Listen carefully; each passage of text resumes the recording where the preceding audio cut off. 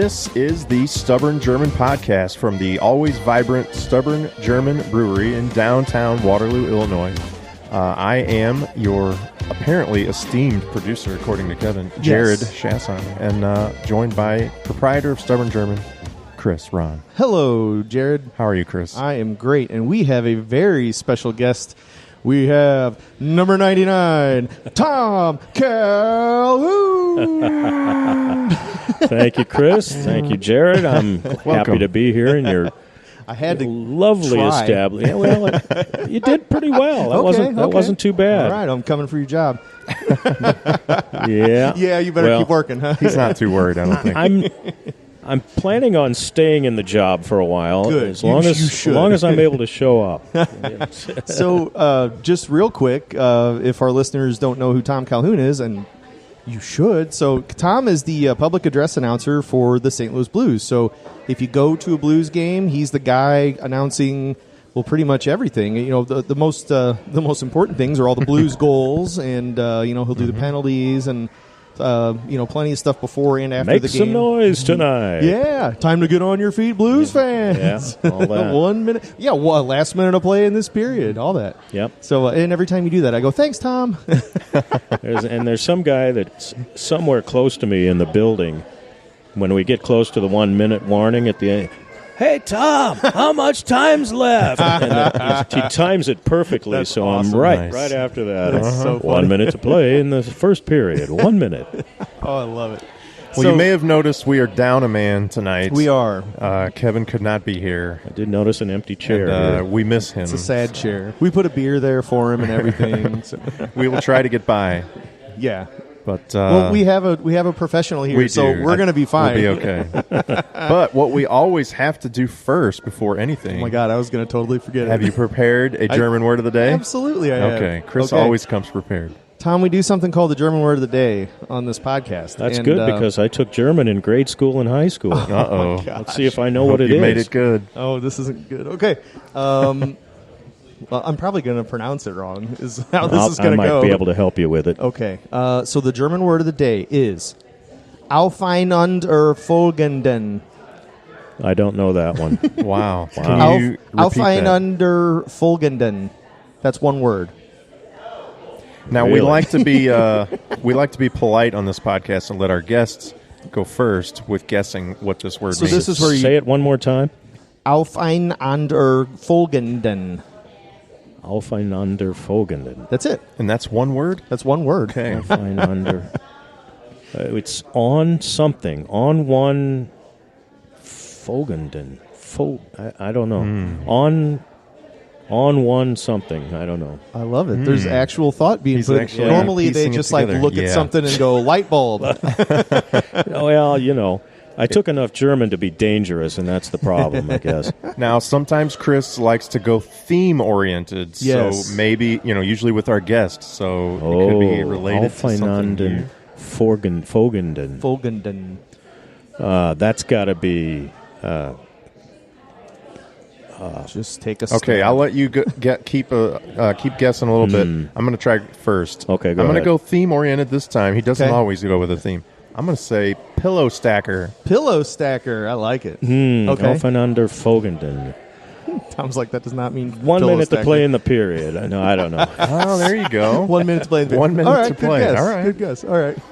Okay, so they all have to tune into the end of the episode, and we'll tell you if you're correct or not okay, at the end. Yeah. That's One our of my little- favorite little German hook. words is ausgezeichnet. Oh, no, what does that mean? Outstanding. Oh, Outstanding. say it one more time. Oh, Ausgezeichnet. I'm going to have to practice that one before. Nice. That is outstanding. That is outstanding. All right. Well, so yeah, I guess what? I made a list of some awesome Yes, questions. I can imagine. I've had this festering for a couple weeks now since I asked this. So the reason we have Tom, actually, I was just going to say, let's just explain that. we Why should- is Tom here? We should. So Ian, one of our bartenders, he started here. Gosh, has it been a year now, roughly? Oh, wait, Probably I would a year think and at a half least. or so. Yeah. Year and I'd a say. half, maybe. Yeah. So probably about 6 months into him working here, I have my blues. Sorry, Tammy was here. I was not. Tammy was here, and I don't remember how it all went down, but Ian was bartending. Tammy was here, and Ian says, Tammy was talking about me going to the Blues game that night. Yeah, that's what it was. And Ian says, well, tell him to say hi to my dad, and just being goofy, and Tammy stopped and was like, why would he say hi to your dad at the Blues game? And again, 6 months in, you know, he's burying the lead. But he's like, no, he's the PA announcer. And I'm like, oh my gosh, I just did not. I knew his last name and I knew of you. I just did not put that together. Who would have thought? And like, holy cow, that's him. So. Yeah, and Ian became my new favorite bartender. So you mean Ian didn't use that to get hired here? He didn't. Okay. He could have, and he it definitely could have been a much quicker interview. But Ian comes with a lot of background. He spent several years working for the Vail Brewing Company out in Colorado, and so he kind of knows the business. Honestly, it was a very quick interview because he told us what he did for that brewery, and we were just like, you for sure can work here. We are efforting getting Ian on the next episode, so we will see how that plays out. So this is planning to be a 2-part episode. So this is episode 1, and if you tune in next week, you may hear Ian on it. So, but Chris has been very excited about this episode. Yes. I imagine your list tell he's is a little jumpy over I am. I really am. I know. Yes. This is way up my alley. So I don't know. We should really start with I guess your personal history and tell us about yourself. Okay. Yeah. Well, I grew up in Belleville and went to the Belleville Public Schools. Somewhere along the line, a little old lady in church said, "You should go into broadcasting, young man." And I thought about that. And then a few weeks later, I was listening to a Cardinals game, and Jack Buck said, "Well, this is the greatest job in the world, being in the press box, seeing professional ball players, free food and drink in the press box." And I thought, well, that sounds pretty good, too. Yeah, and so I put those two together and decided I was going to go to college to learn how to be a broadcaster. And so I went to what was then Belleville Area College, now Southwestern Illinois College, for a couple of years, and then up to SIU Edwardsville. And at that time, they had a terrific broadcasting school program, and I graduated from there with a degree in mass communications, specializing in radio and television, and was lucky enough to get drafted as soon as I got out of college. I was one of the last men drafted in this country, by the way. Really? Wow. Yeah. So went into the Army Reserve. I was going to say, we don't mean the hockey draft or, No, not the hockey draft. The one that matters. The National, what do they call it, subscription program. Yeah, got a letter from President Nixon and said, "Welcome to the Army, young man." Congratulations. Yeah. So that tells you how old I am, too. But so I spent some time in the Army, but when I got back from basic training, I was lucky enough to get a job at my hometown radio station, which some people might remember, WIBV, the Belleville radio station back in those days. And I started doing sports play-by-play right away, hosting other shows and things like that, and eventually started bouncing around at different stations in St. Louis, one of which was KXOK back in the 80s. And at that time, KXOK had gotten the rights to broadcast Blues hockey games. Gotcha. For a couple of years. KMOX had it all the time before that. So I'm working at the station that's carrying Blues hockey. One day, my boss, Ron Jacober, called me into his office and he said, "Would you be interested in being the Blues PA announcer?" I said, maybe. I don't know. I really wasn't interested in that kind of work at the time. Not what you were, It wasn't what I was, goal-oriented toward at that point in my life. And he said, well, I got a call from Susie Matthew over at the Blues. They need somebody to fill out the season because their PA announcer, Charlie Hodges, has to go to work at the Anheuser-Busch, helping produce TV for them, and they won't let him do the PA anymore. And this was right in the middle of the 86-87 hockey season. And Ron said, "Dan Kelly and I think you'd be good at it." I said, okay, well, kind of to please them, I went and talked to Susie Matthew, who was the director of communications for the Blues at the time. And she said, would you be willing to do it for the rest of the season? I said, well, I'll do it kind of as a favor because they were paying next to nothing to do it at that time. And so I know this is getting to be a long story. No, not at all. We've got time. But so my first game was Calgary versus St. Louis on January 4th, 1987. 7-4 Blues, by the way. Nice. In that one. I was going to ask if you remembered your first game. Yeah. And so, I was a little bit nervous about it at first, but quickly got into the kind of the routine. We had to call 7 goals on your first night. That's 11 goals, actually. Well, yeah, I guess so. You do the other team, too? Yeah. Don't forget about the penalties. I think there was a lot of penalties that night, too. Wow, you were busy. But, so I think it was somewhere around, mid-March of that season. I'm in the penalty box doing my thing. Sat in the penalty box in those days. Yeah. Up until recently, actually. Yeah. But I get a call on the ring-down phone from the press box, which is where Susie, my boss, was sitting, and she says, "Can you see me after the game?" I said, "Yeah, sure." What did I do wrong, I'm thinking. And so I showed up in her office. She says, all of us with the Blues really like the job you're doing, and Nice. We'd like you to come back next season. Wow. So my reaction was, give me a few days to think about it. Sure. I said, I don't know if I can dedicate this much time to something without actually making some money at it. Because Ian and his brother were pretty young at the time, and Sure. I was stood to miss some stuff at school, Absolutely. and a lot of family stuff. Yep. And she said, okay, well, take your time. Come back in next game, and we'll talk about it some more. So I did, and I came into her office, and I said, well, Susie, I'd really like to, because I found it kind of sexy to announce something and have 18,000 people scream, "Yay!" Right. I kind of fell in love with doing it, actually, but I really wanted to make some money doing it, too. Well, yeah. And so I said, I would love to continue to do this as a favor to you, but I said I really have to make some more money at it. Sure. And she said, this is the key to the whole rest of my history with the Blues. She said, we will make it worth your while. And Nice. And I said, that's all I needed to hear. Okay. And they did, and they have ever since. And I've worked for 5 ownerships of the Blues. And Right. Wow. a bunch of different bosses. And Who were the owners then?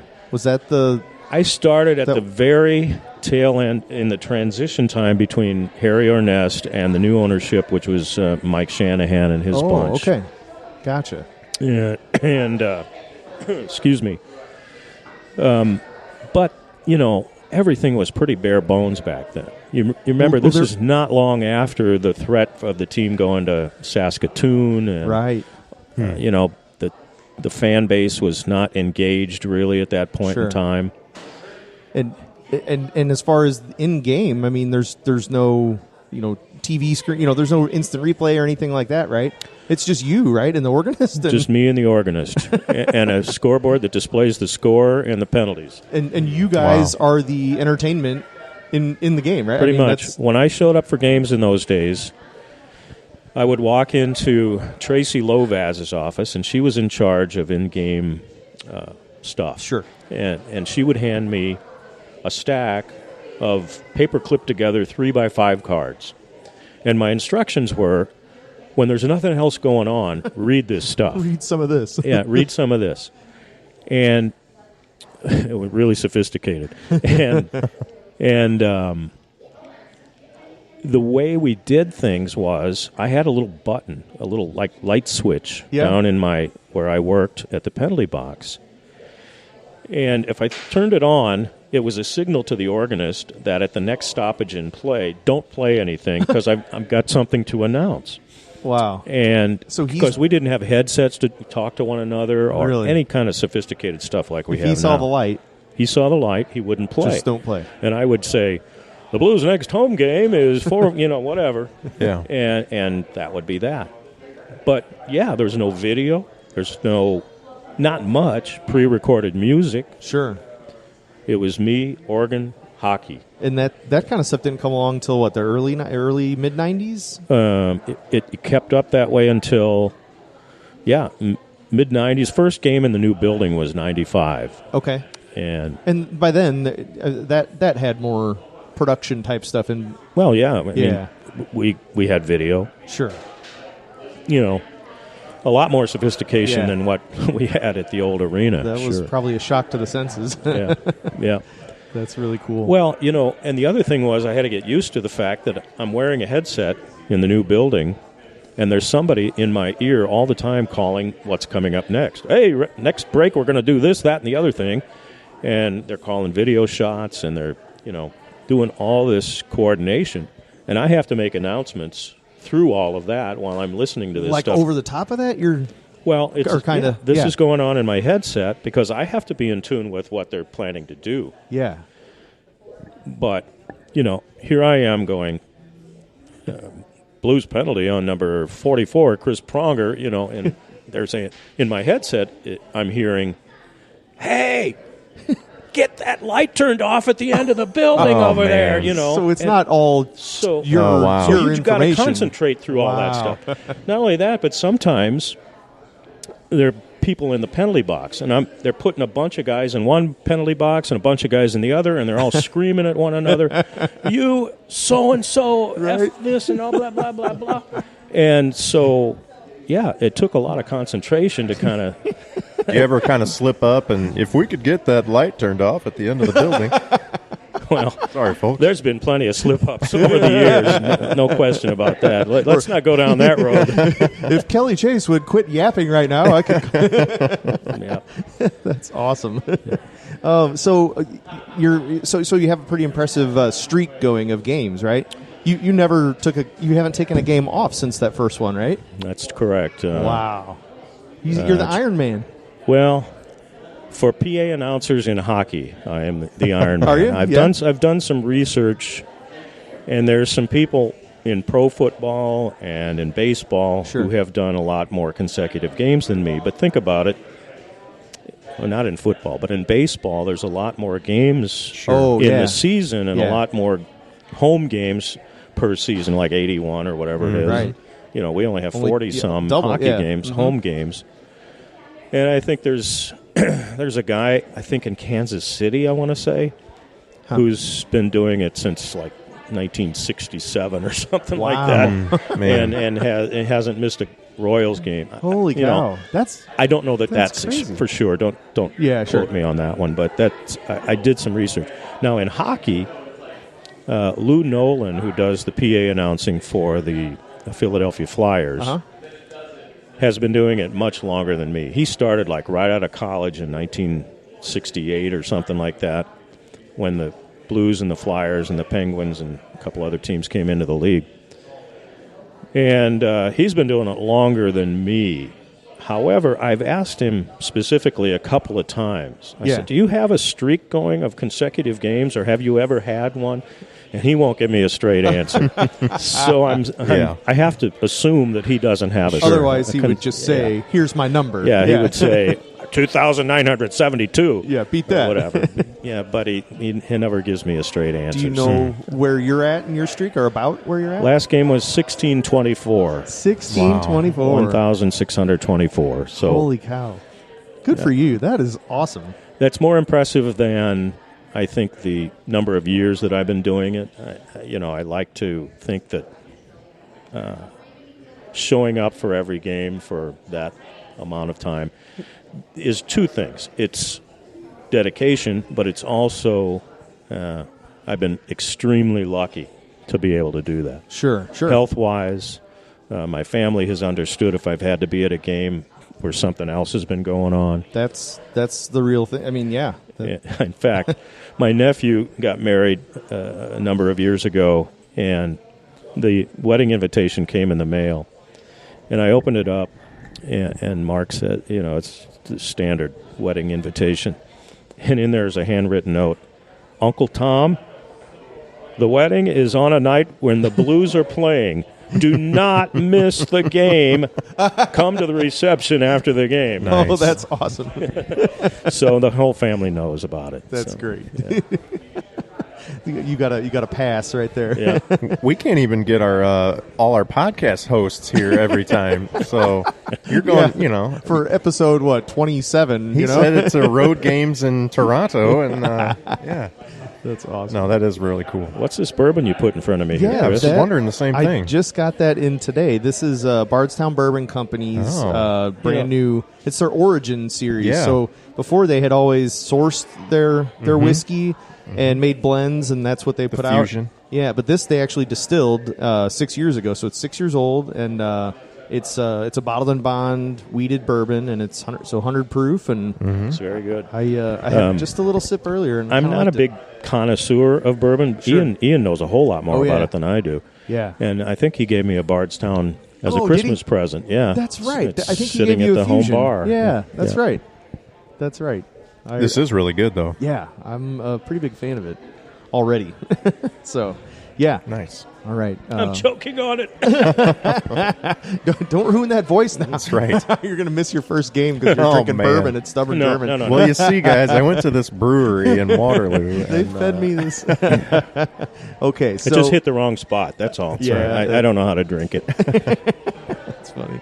All right, so I have questions. So, what kind of like prep work is there for, before a Blues game? So both like your voice and studying the other team, that kind of thing. Okay. The day of a game, somewhere along the line, I will go to the NHL media website, and I'll print out the roster for that night's game. And that's a website that you have access to that I don't. Right. Dang it. You have to have connections Gotcha. to get who on you that know. site. So I'll print out the roster for the game that night, and I'll look over the names. If there are any names I'm not familiar with, and there's usually 2 or 3, Sure. they also have a pronunciation guide on that website. So Nice. they will pronounce it for you, and I will, usually put it phonetically next to the person's name Yeah. that I'm not familiar with, so that when I run into it in the game, I'm not stumbling through it. So you don't ever just like make up a different assist for a player you don't? Because that's what I would do. Yeah, they don't care for that a whole lot, but I might.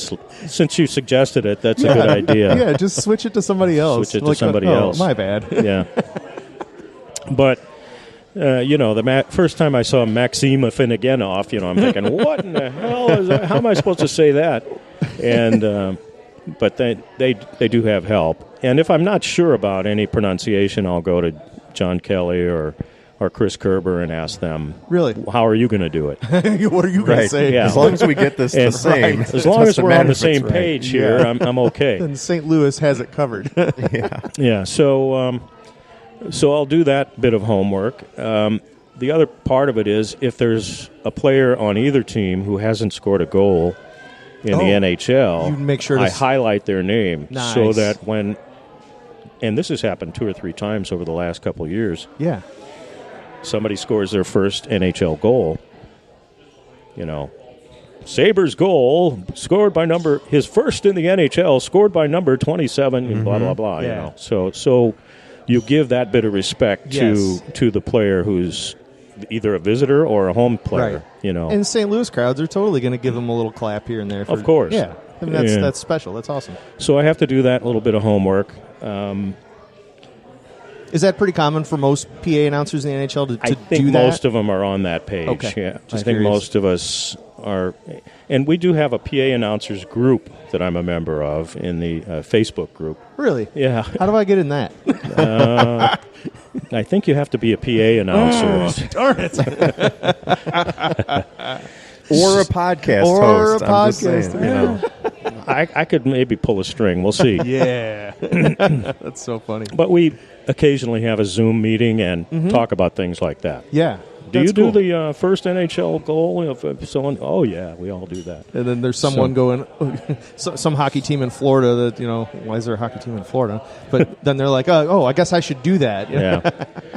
Well, Lou Nolan, myself, and 1 or 2 other guys have been doing it a long time. Sure. Most of the other teams have fairly young people Really? doing PA announcing, and so I guess we're sort of the old guard and kind of show them the ropes on some of that stuff. But you asked about the voice. When I get to the game, or on my way to the game, I actually do my mouth stretching.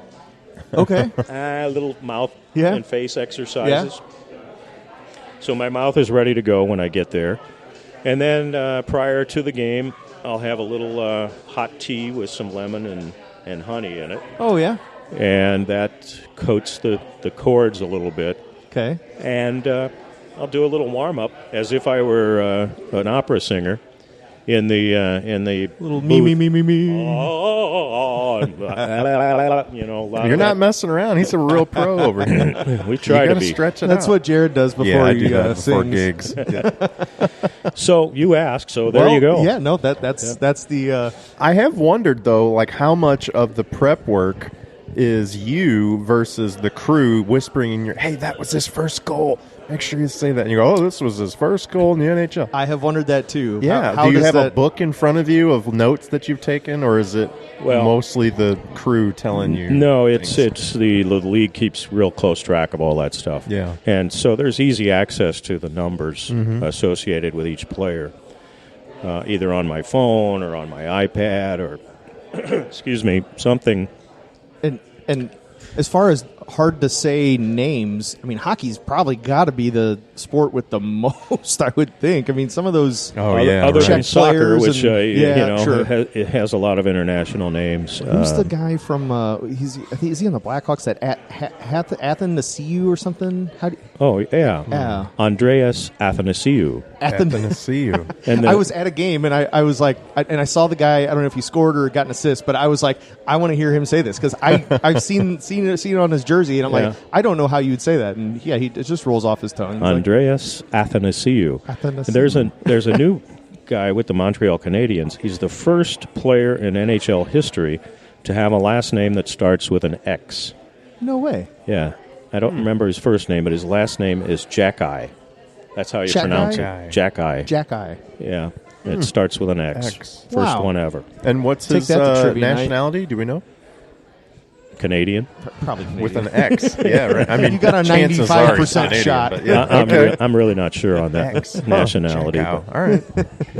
That's cool. Okay, and then more insider info. So, like, what time do you get to the game? Where do you park? When do you leave the game? When do you? Jared is dying to meet you at the parking lot. Give me the tour. I don't know if I should give too much information about when I leave the game. I get to the game for a production meeting at 4:30. Actually, I get there about 20 minutes before that. 4:30. So for a 7 o'clock start, we're there at 4:30. Yeah. Wow. Well, because you're starting to talk.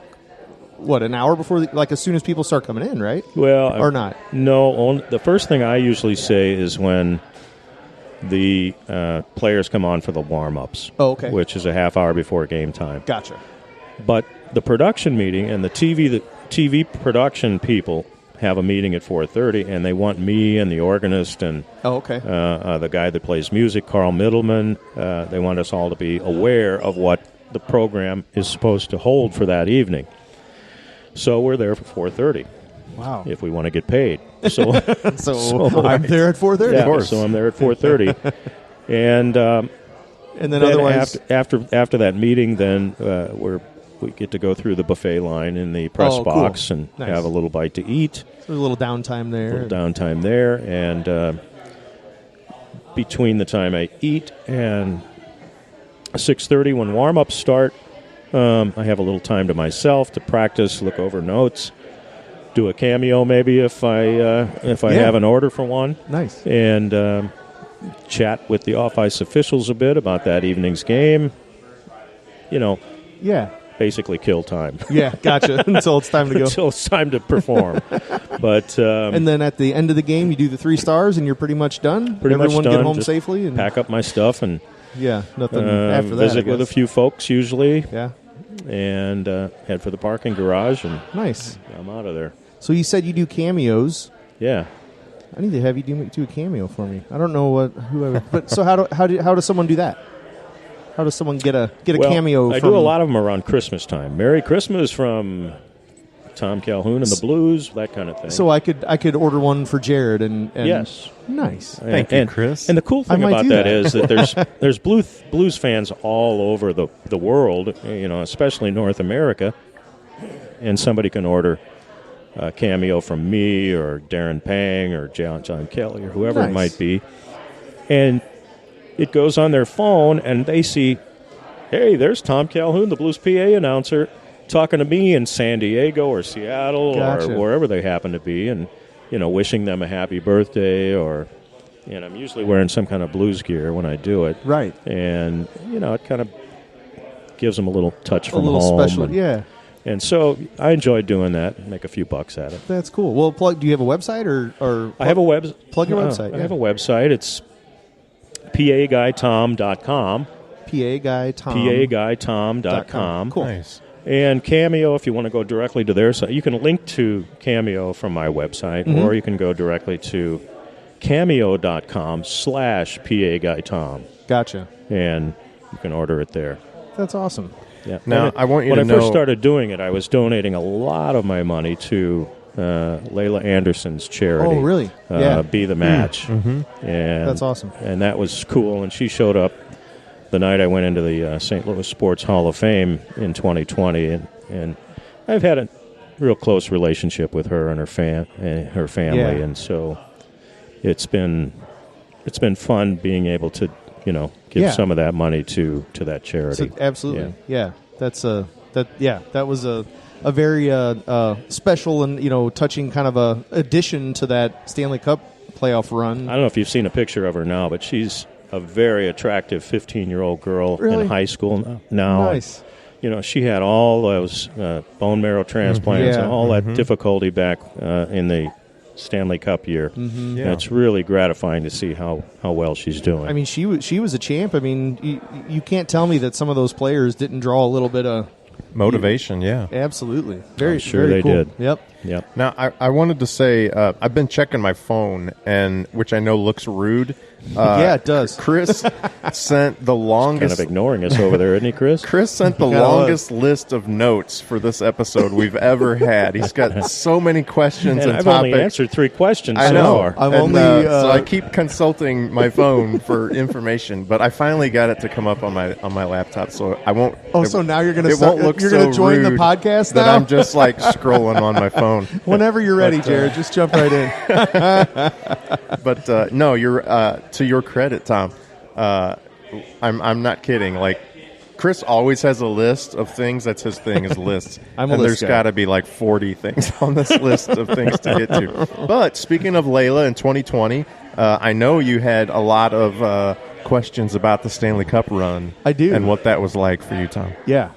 Well, let me move ahead to the Sorry, we're Stanley Cup we're area. jumping ahead. So, let's talk the Stanley Cup. So, Game 7 was in Boston. So, where were you? I can show you a video of where I was. I was in my man cave at my house watching on television. I get kind of choked up even talking about it. I bet. But because after all those years of doing that PA work for the Blues, I thought it would never happen. Sure. And so I'm watching in the man cave, and when it looked like finally that it was locked up in the third period. Because that, maybe 4, 5, 6 minutes left in the third, I had and the it's same like feeling. 4-0 almost. And I think 4-1 maybe. Boston scored a late goal. Right. And it was kind of like, oh my God, we're going to do this. Like, yeah. And so I called Barb, my wife. She's here with us tonight. Yeah. I said, get down here and take a video of this. And she doesn't care about sports. she was baking cookies or something. Sure. But she came down and got the phone video going. And I'm bouncing around, jumping up and down with my hat, pretending I've got the cup over my head. And just totally elated, Yeah. And it was just a surreal kind of moment. And part of the video... Awesome. You remember right after the game was over, they had the pictures of the players on the ice, and they took a quick shot of Brad Marchand, and he's crying. Yes. And you can catch it on the video that I've got. I said something like, Oh, there's poor Brad Marchand. He's crying. Oh, you said the same thing I did. Yes, you and many other fans. Yeah. Oh my gosh, that's so funny. But then, that whole thing is almost a blur now, thinking back on it. But standing on that stage under the arch after the Stanley Cup parade and having pictures taken with the cup over my head and 500,000 people behind me on the arch grounds. Dude. Oh, man. You talk about a surreal, wonderful You're thinking, experience. How the heck how did we get here? How did we get here? And I'll never forget, too, after the celebration on stage was over and the players had left, the Stanley Cup is sitting up on the stage, and I pretty much finished what I was going to do. And Tom Stillman, the Blues owner, was still there. And I went over to him. I said, Mr. Stillman, if it's not too big a problem, I'd like to get a picture with the cup. And I'll remember this forever. He said, Tom, you're as important here as anybody else. Get over there and get that cup and put it over your head and get some pictures taken. Nice. And I said, I thank you so much for not only the opportunity, but saying what you said. That was really special. That's so cool. Yeah. And honestly, as a fan of any sport, the announcers really are as much a part of the experience. I mean, more than anything, really. As a fan, you know them more than the players. I was just going to say, I know Tom more than any player, and it's just it's how you associate with your favorite team. Absolutely, and the players come and go. Tom is a staple. He's been there forever. So well think about it. There are a lot of people alive, hockey fans, Blues fans, who wouldn't recognize that it's a Blues game, especially in person, if they didn't hear me doing the announcing on it. Right. Yep. You have to be older than 35, 36. Sure. And I do get a lot of emails and texts and messages from people saying, you have been the voice of hockey for me for my entire life. Yeah. I can't imagine it any other way. Yeah. Well, and even the TV and radio guys come and go. But I mean, you're the constant. That's well, so I think cool. John Kelly's going to be there until he can't do it anymore, because it's sort of a family tradition for him. And Chris Kerber is he is dynamite. An amazing guy too. And him and Joey are just fun to listen to. And I know he's locked in for life. So. That's cool. So we're lucky to have people like that. Yeah, absolutely. At the microphone.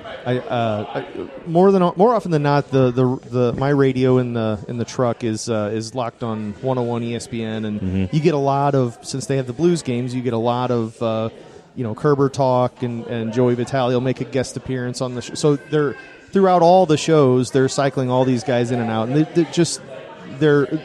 they're not only good at just calling the game, which would be amazing enough, but they know hockey. They're into it. They're professors of the sport. Yeah. They are very, very strong, knowledgeable. They're familiar with the history of the sport, the history of the Blues in particular, and the strategy of the sport. You get the feeling that they're one step away from being able to go coach if they wanted. Yeah. Well, there are quite a few broadcasters who have gone and coached, or coaches who've come and broadcast. It's all about the exchange of good ideas, and good strategies when it comes to the sport.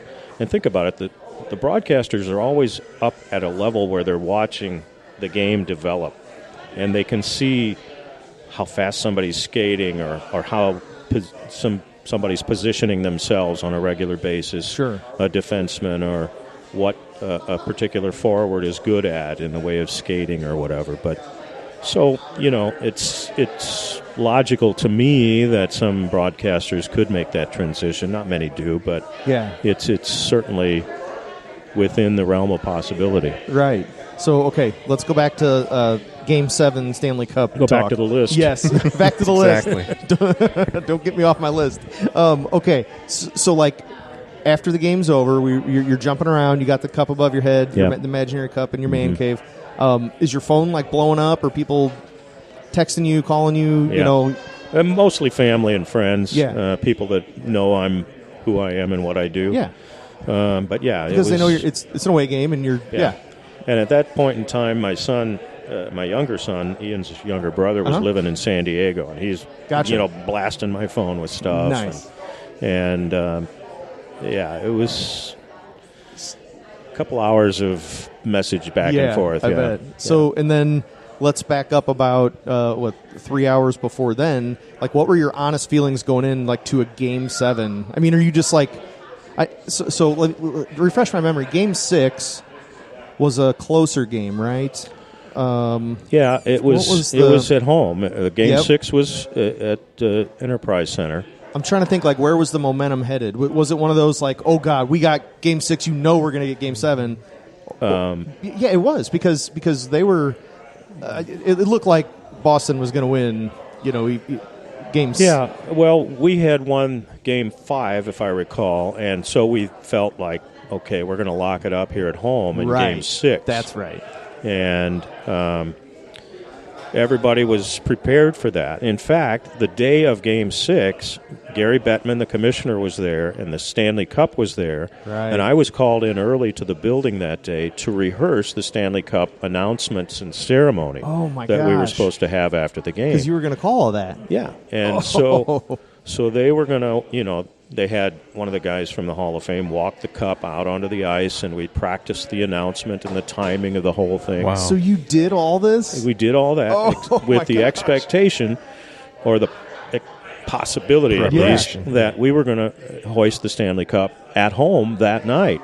I would have lost it. How do you do that without... I guess that's why you practice it, because you would be a mess if you hadn't... Yeah. Well, it was, a big letdown, of course, when they lost Game 6, and everybody went home thinking, oh, God. Got to go back to Boston. They're going to go back to Boston. They're going to hand it to us. They're going to hand it to us, and the Sad Sack Blues story is going to continue. Here we go, another 50 years. And so, I can't lie. When I sat down to watch Game 7, I kind of thought that's what I was going to watch. Right. Yeah. We score early. We did. Score again. Yes. It was 2-0 fairly quickly. 2-0 at the end of the first period. Yeah. And somewhere in the third period, 3-0. Holy smokes. Right about then, I went out to my truck. We watched it right here. I went out to my truck, and I brought about a half-drank bottle of Pappy Van Winkle 15 year that I'd been saving for a very special occasion. Well, right about then is when I brought that in. But keep going with your story. Well, and the difference between thinking you're going to win this game and scoring early and going up 2-0 is way different than thinking you're going to lose this game and scoring early and going up 2-0. I mean, the level of excitement is... Oh, it was a roller coaster. Oh, yeah. And about the time they scored that third goal, I started really getting excited. I thought, this could happen. Unless, our defense is so strong, I can't imagine us coughing up this lead. Yeah. I just couldn't envision that. And I called my wife, and I called all my buddies, and I said, we're going to win this doggone game. And when it got to be 4-0, I thought, oh, God. Am I really seeing this? Am I living this? It was just fantastic. Yeah. So then, after we won, we're jumping around, and I poured Pappy Van Winkle to whoever was here watching the game with us, which it wasn't too, we're obviously not a sports bar, but there was a handful of pretty loyal Blues fans, and a lot of my friends and family, too, so... It made a nice spot to watch, but we poured the whole bottle I see you're out. Wearing your Sammy Blais jersey. Got my Blais jersey on. He was part of that too. Yes, he was. Yeah. Now, to go back a little bit, we keep talking Game 7 and the parade. How are these home games as far as your intensity level? And you have to be professional, right? You're calling a game, but this is the coolest thing ever. Professionalism goes out the window. Right. Well, okay. Does it? You scream. It's funny you should mention that, Jared, because I have video of Pat Maroon scoring the game-winning goal in that Dallas series. Game. And the Chris Fromm and the people who do the video production at the building shared it with me, and I've got it on my phone and on my computer at home. And whenever I watch it, I think to myself, was I really that unprofessional to scream that loud? Nah. You know, it was something That's like, funny. Blues game-winning goal scored by the hometown boy, you know, Patrick Maroon. And it just, I said, well, That was a great call. if there's one time in my career when I could be a fan, I guess Yeah. that was it. Sure. And fans get it, right? Even Oh, on the other, absolutely. the opposing fans get it. So I sent that. I did a little piece. Frank Cusimano asked me to do a piece a while back for, about my streak of games and all that, Yeah. and it ran on Channel 5. And I sent that video to him. I said, I'd rather you not use it, but here it is if you want to. And he said, he texted me back and said, chills. That's all he Nice. said. Yeah. He said it was just great. not use it. We're going to run this for Yeah. years. Yeah. No, we're absolutely using it. That's awesome. Let's see. Have you heard Craig Berube's Game 7 pregame speech? I have. Yeah. I love it. My kids listen to that, and they shouldn't hear. They should not They be should not be listening to that. listening to what Craig Berube is saying in a locker room. But Is it the clean version or the not so clean version? they have stumbled upon both. So yeah. they're also old enough to know that they can't regurgitate that. They've heard Dad say the same things. Yeah. a few Dad times. doesn't say that. But, What a motivator, though. You Like- watch that, and you can kind of understand why players really love to play for the guy. Yeah. Because he's been there. He knows what it's all about. He knows what's expected in moments like that. And, Yeah. I mean, if you couldn't go out after that speech and lay it all on the line, Right. there's something, Yeah. you don't have a heartbeat. And it wasn't some big 10-minute spiel, and we're gonna do this. It was just, let's go, let's effing go. Yeah. I Yeah. mean, that's what the whole speech was. If you're listening to this and you haven't heard it, just pause this right now. Google Craig Berube Game 7 pregame speech, and yeah, it's like 30 seconds long. But yeah, and then he's Sonny Pinner Bo. And they're all just like, let's go. Yeah, that's a good one. Now, does ownership come into the booth and do the same thing with you? They give you that Berube speech and be like, let's effing go. Well, no, the owners don't, but there are other people who, I will say this, that Trevor Nickerson and Chris Fromm and all of the people who were involved with putting on the show at Enterprise Center, I haven't gotten but maybe one or two pieces of feedback from them Yeah. in years. We'd like you to do it this way. I never hear that. And they, I think, realize that I kind of know the ropes. Sure. And know when to hit it pretty hard, when to lay back a little bit. But they're total pros that run the show at the building too, Yeah. and I got to appreciate that. Now, That's cool. I'm just going off Chris's notes here, but he had mentioned that I guess it was pre-COVID that you would be down kind of on the ice, right? Mhm. But then Yep. they moved you up top, Right. and you had kind of wondered, Chris, like what kind of stories do you have from being like down in the middle of it, and then what's the different experience there? Wow. Yeah, right after someone's just got done either getting their butt kicked or kicking someone's butt, and Yeah. you're right there. And then, or just a situation where it's a tripping call, and the guy's like, "I didn't trip the guy," and just ticked off that now Yeah. his team's down. Like, so you got tons of emotion right next to you. Yeah. Well, there's a few that come to mind, and the one I usually tell first is my excuse me, Bob Probert story from Ian's told me 1993. this. Has Yes, Ian told you this about is that? great, yeah. Well, it's the game where Curtis Joseph and Tim Chevelday, the goalies, come Here to center comes ice Joseph! and Here fight. comes Here comes Chevelday! Chevelday! Yeah. Ken Wilson's call will live Yes. forever. Yes. Love that So, one. after the fighting has gone on for a little while, and the linesmen are starting to break up people, the first guy that they put from Detroit into the penalty box, and the visiting penalty box was right next to where I sit at the old arena, is Bob Probert. And Now- he was known as the tough guy of the league in those days. Yeah. And maybe forever. Maybe the tough guy of all time. Sure. And now, just is there a divider between that, or you are in that penalty box? I'm sitting at a table in front of me, but the door that opens to the penalty box is right next to me. Gotcha. The players got to come through, and the place where they sit is right next to me, and there's nothing between us. Gotcha. So so you're there with them. Yeah. Gotcha. Wow. So in those days, we had a uniformed policeman sitting in both penalty boxes, just in case there was trouble. Sure. And in those days, there was a lot more trouble than we see these days. Tickets were a little cheaper. Yeah, a lot of beer was drank. Absolutely. Whatever. But Probert is put in the penalty box. Jim Mayer, who was the policeman at that time and is now the NHL security guy for the Blues Oh, cool. at the Enterprise Center, he had to go up into the stands to break up a fight between some fans. So there's Bob Probert, there's me, and there's all that ruckus going on the ice. So right behind the penalty box, there's a couple of Blues fans calling Bob Probert everything but a nice fellow. And so he takes that opportunity to get up on the players' bench and start going up over the glass after these guys. And oh my gosh, I don't know what I was thinking, except I'm the last line of defense here. So I reach up and I grab his trunks and try to pull him back down into the penalty box.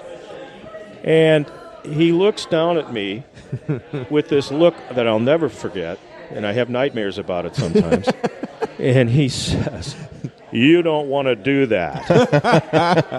And I let go and I said, "You're right, Proby. I don't know what I was thinking." So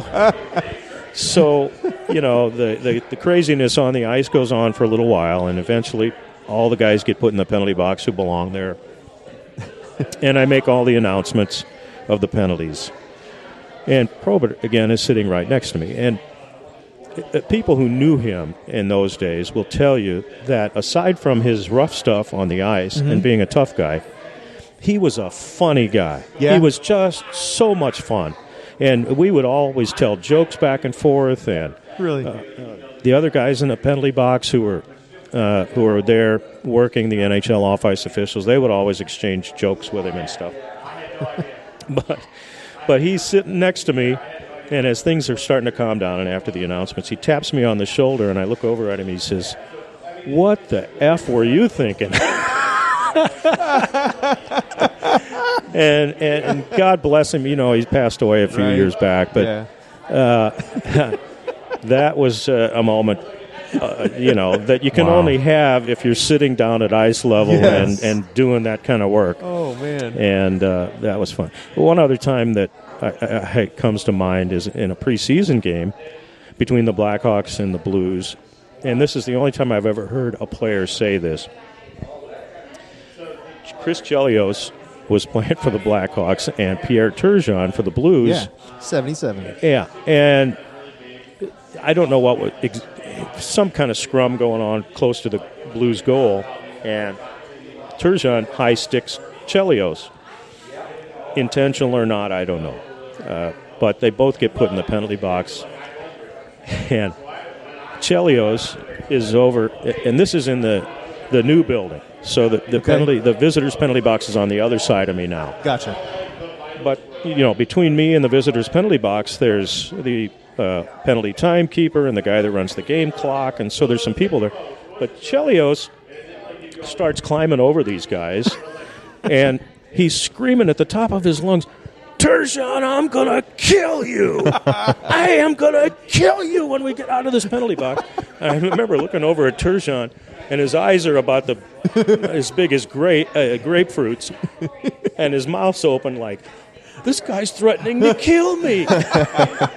Don't let me out of here. I'll stay here. Can I stay here when the door's open?" Wow.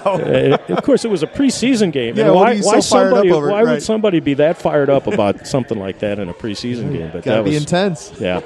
That's awesome. Should we? This is probably a decent time to. Yeah, we are. We're hitting the. We don't have a real time limit, but we're No. about an hour in. So I'd say we we're- want to have you back for a second episode. But Yeah, really, I've got way more things to talk about. as exciting and intriguing as this is, what our listeners really want to know about is the German word of the day. Oh, that's Oh, right. yeah. They And do, so don't they? we do Okay. wanna get I that. want to know about that too. Yes, You mean aufeinanderfolgenden, right? of course. Alpine under Fogenen. Jared said it was pillow stacker. Pillow stacker. And Tom, what did you end up saying? It was last minute. Last minute of players. Players Yeah, appeared. last Yeah, minute. yeah. That- It actually that's not it though, because I know Could play. be. No, it's not. Yeah, it's it not. actually means consecutive. It was for your streak. Consecutive. The streak. Consecutive. Yeah. That's a long. That's a long phrase word for consecutive. Next time Yeah. you need to say the word consecutive, just bust out Aufeinanderfolgenden, okay? Alpine right. under Fogenen. I have 1,624 Aufeinander Fogenen games in a row. Oh, this is awesome. I'm having too much fun. Well, we are definitely going to have you back on for another one, and maybe we can, if Ian's around in here, we try to get Ian on. Yeah. He was dragging his feet a little bit. He was a while ago. We'll have to I flag him don't down. see him right now. But we want to thank you for being on. This was one of the coolest episodes we've had. I love it. And I'm sure our listeners will enjoy it thoroughly.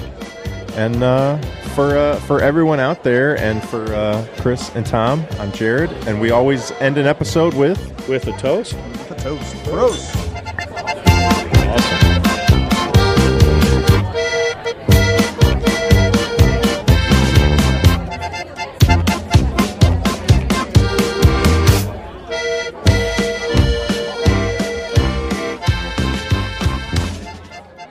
And there's a big speaker column right in front of me, and I swear that had something to do with it too, because my ears were ringing for like 3 weeks Yeah. afterwards. After that one show? After that one show, and it Holy was just, cow. well, you I can remember- imagine Eric Clapton with all those Yeah. on right. his guitar, and it's just I remember one concert that I went to, and the opening band had it cranked up just so loud, and I was pretty close to the front because I wanted to see the main act. Yeah. So you're sitting through the opening act, and the lead singer, his voice was like screaming and like glass shattering. And I literally was holding my ears through this whole set. Yeah. And I remember that, like, that one time, that one show. That's what did it. And it was, yeah. Like I've shot guns, and, did Yeah. band stuff and all that, and never really, crazy.